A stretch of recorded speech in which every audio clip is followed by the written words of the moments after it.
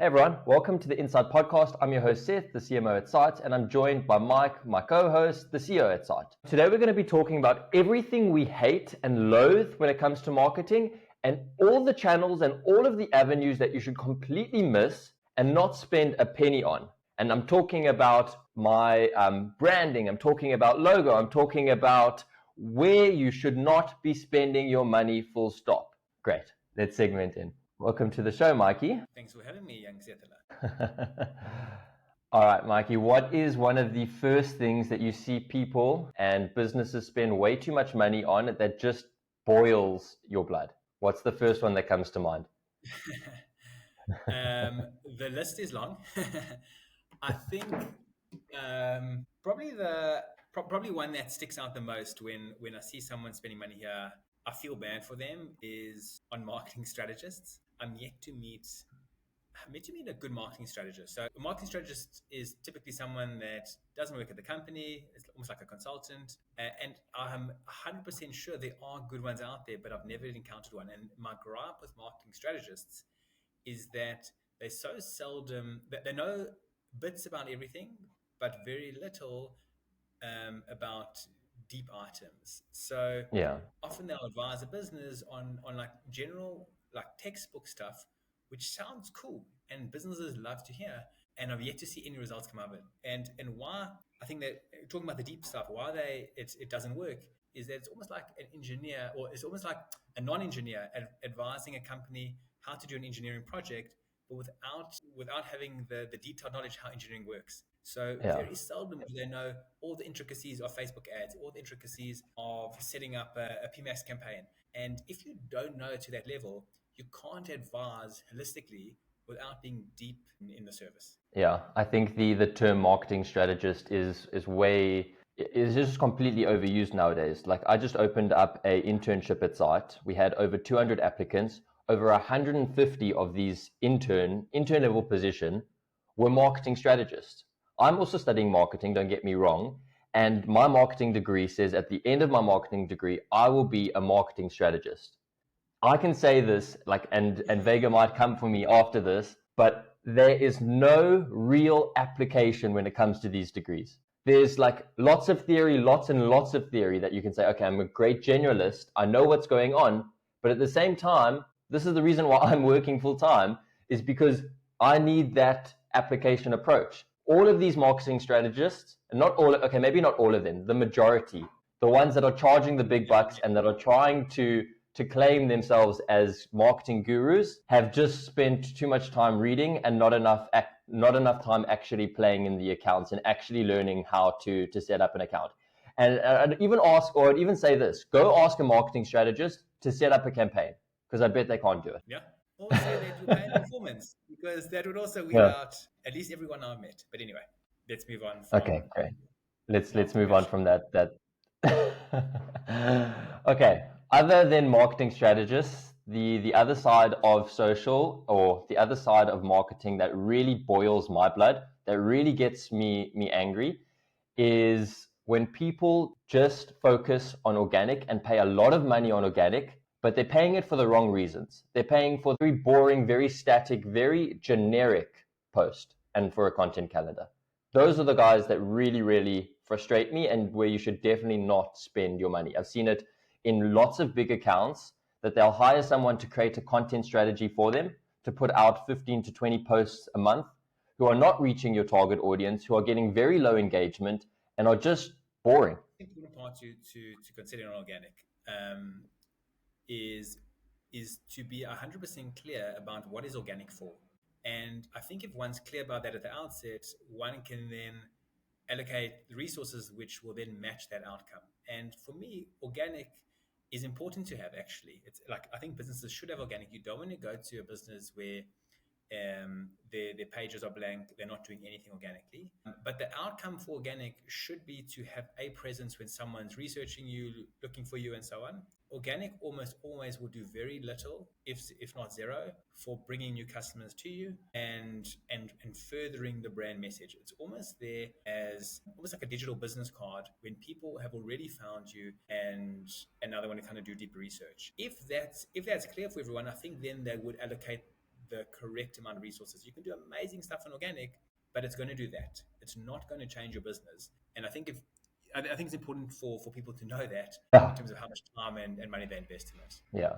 And just on that, there's two sides of organic. There's the one side where you can go that strategical approach that this is my organic is going to drive my company forward as if it was my paid, and you were putting that amount of time and effort into focusing on the virality of organic. And then there's the other side that Mike just spoke about, which is the portfolio of your work. This is what we do once someone's found us. Like if you were a landscaper, for example, someone wants to see a portfolio of your work. That's when having a really good Instagram and Facebook would do you a world of good, because this is my work, this is what I've done, this is my credibility. But in the cases where you're expecting the world out of social and you're expecting that virality, but you're only doing the organic, you're only doing portfolio, that's when I think the allocation of budget is a big waste. I'm yet to see a brand, I guess it's very hard to measure, but I'm yet to see a measurable positive outcome from a brand undergoing a new CR development or a new logo change. I think what happens is companies get to the stage where they become big enough and they're like, well, we need to do something. Why? Because I've seen other people do it and therefore it must make sense. And of course you want your brand to be reflected by your digital presence to be reflecting what your brand actually is. But has anyone, I'd love anyone to comment if they have seen it. Has it changed anyone's business to any degree? 0.1% by having a new logo, having a new brand identity, having new email signatures. Does it help? I would say probably not. What do you think, Seth? Yeah, I think depending on the size of your business, if you are within, like I'm thinking recently when like F&B, when they rebranded their whole company to make it a bit simpler and more relatable, and just to make it a bit more modern, then I think maybe there is just cause in changing all of that. I'm sure it was an expensive project to undergo, and I think maybe for them, because they've got the budget for it, by all means, a company that size can do it. What happens? This is brand's justification of doing Yeah. a new CM, a new logo, is that they now have the budget to do it. But the question is, does it help? If F&B didn't do that, what would have changed? Yeah, it's a hard one to say, and now with like, it's really hard to say, because it's like, how can I measure the change of my logo? It's like I can't A/B test it, or I mean, you kind of can in the first few months. And you have but your history. Yes. Everything pre-logo, even if it's 1 or 2 months pre-logo, everything 1 or 2 months post-logo. Question is, has anyone that's done it ever seen those preceding 2 months and those following 2 months be different? And You know what we should go do?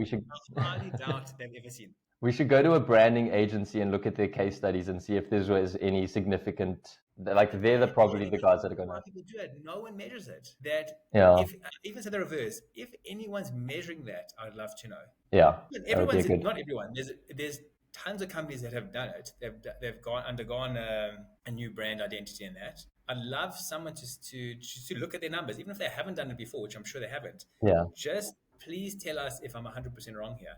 That look before, look after. Has anything changed in your business? Yeah, it would be an interesting. Like, I'm just trying to think of even tracking it to see an instrumental change. Sales, like if you're an e-commerce brand, check before and after. I still think boosting or promoting a certain product is going to generate way more sales even than just changing your branding. I can't. I don't know. Maybe some people that are doing. Someone tells us if they've done it, if they've seen a difference. Let's see what happens. And then going back into the social world, Mikey, I think one of the most overutilized and most misunderstood from business owners and just boosting in general. People are like, I want more sales, I want more traction, so I'll boost a post.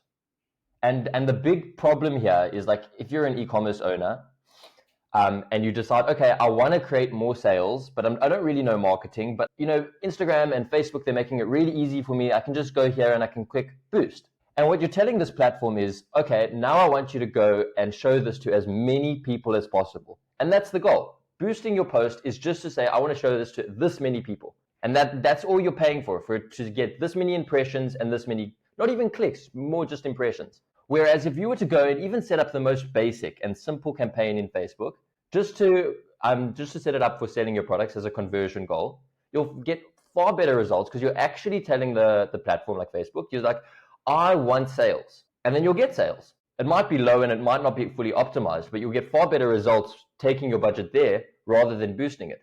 And I see it over and over again with businesses where they're like, oh no, I just want to boost. I just want more people to see my stuff.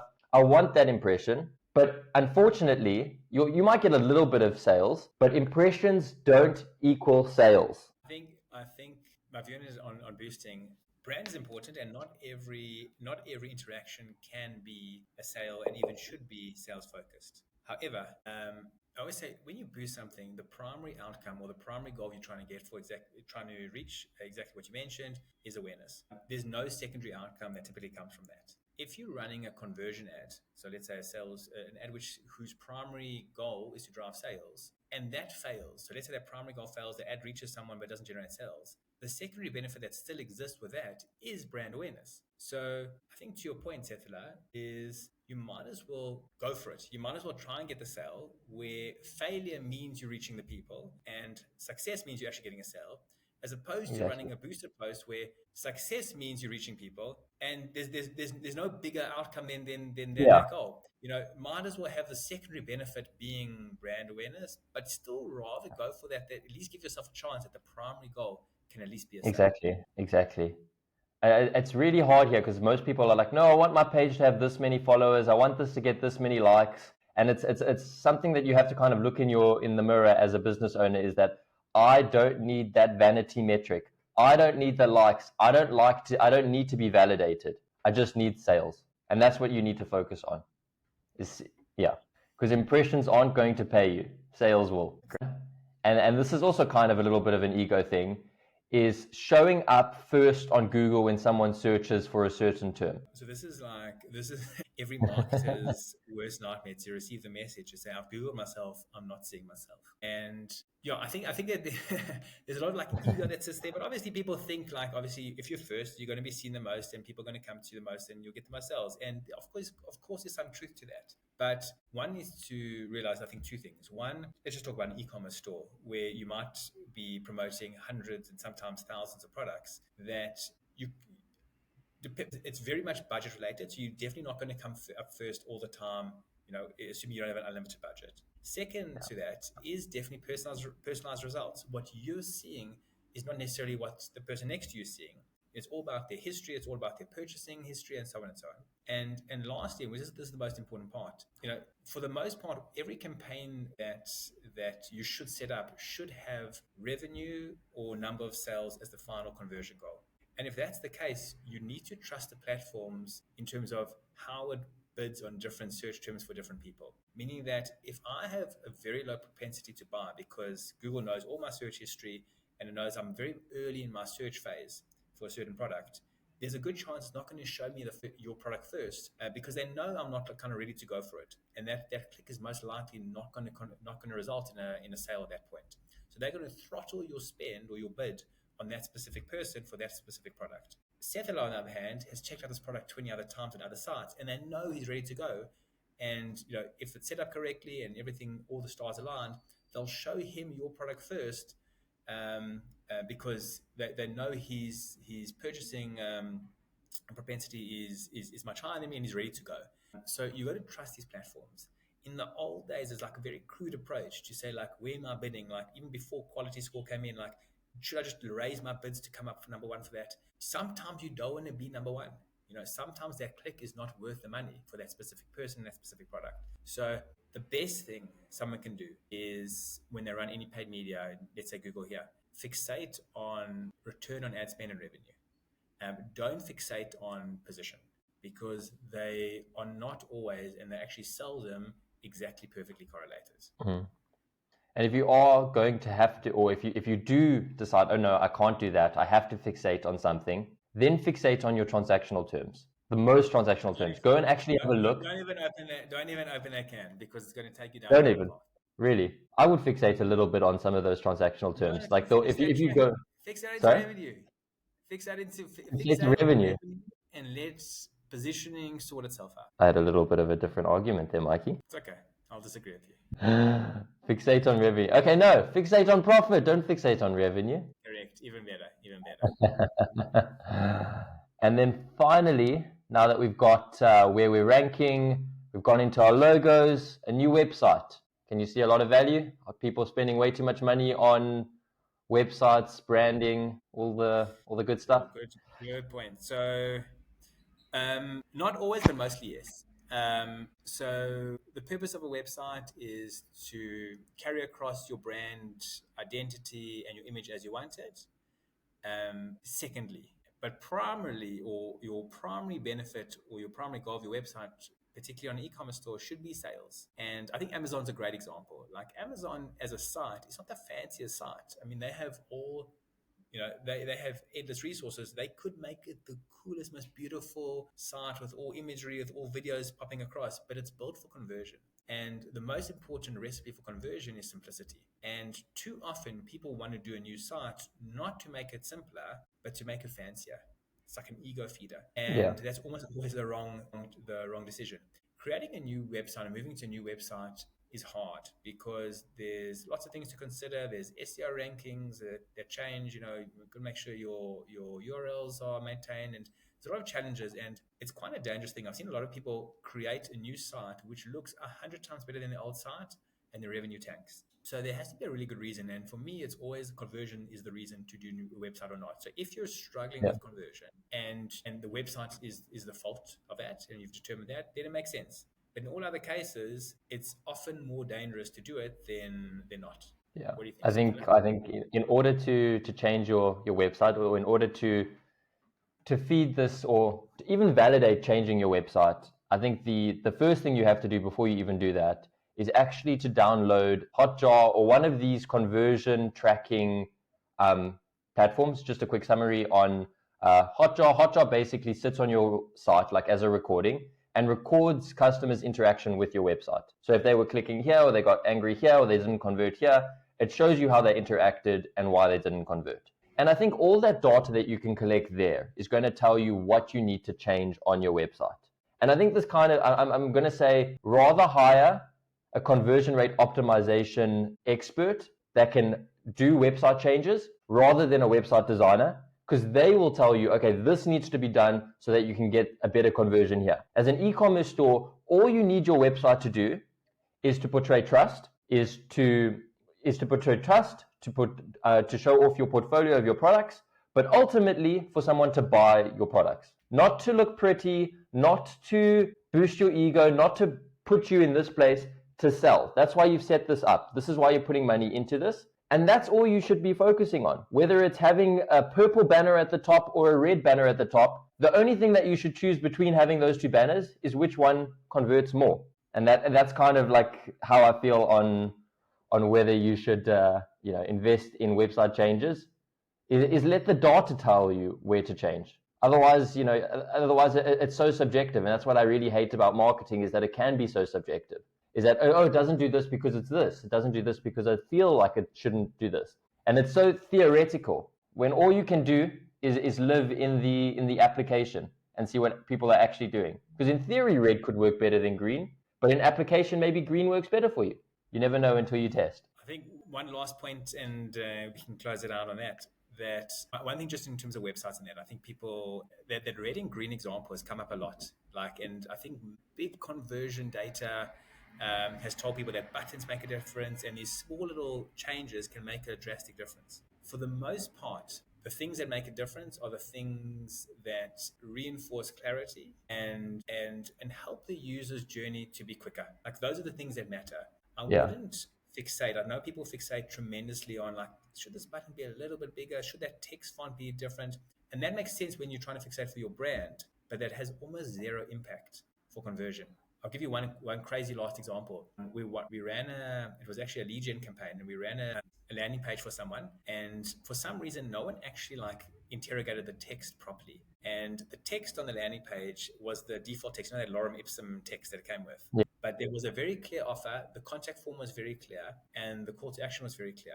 But the main headline was a lorem ipsum. It didn't make sense, and people still converted into leads. People read much less than you think they will. People consider your brand much less than you think they do.